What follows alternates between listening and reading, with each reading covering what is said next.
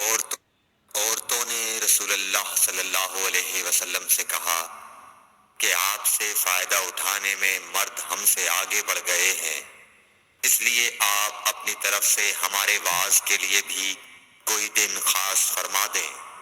تو آپ صلی اللہ علیہ وسلم نے ان سے ایک دن کا وعدہ فرما لیا۔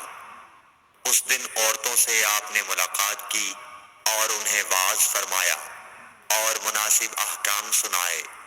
جو کچھ آپ صلی اللہ علیہ وسلم نے ان سے فرمایا تھا اس میں یہ بات بھی تھی کہ جو کوئی عورت تم میں سے اپنے 3 لڑکے آگے بھیج دے گی تو وہ اس کے لیے دوزخ سے پناہ بن جائیں گے۔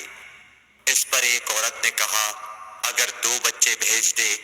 آپ نے فرمایا ہاں، اور 2 کا بھی یہ حکم ہے۔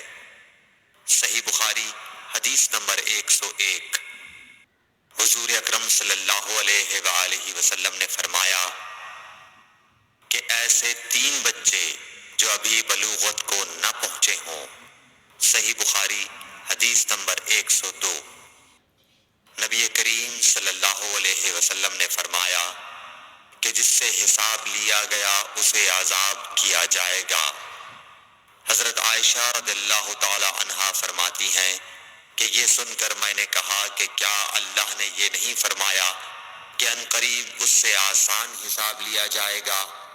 رسول اللہ صلی اللہ علیہ وسلم نے فرمایا کہ یہ صرف اللہ کے دربار میں پیشی کا ذکر ہے، لیکن جس کے حساب میں جانچ پڑتال کی گئی سمجھو وہ غارت ہو گیا۔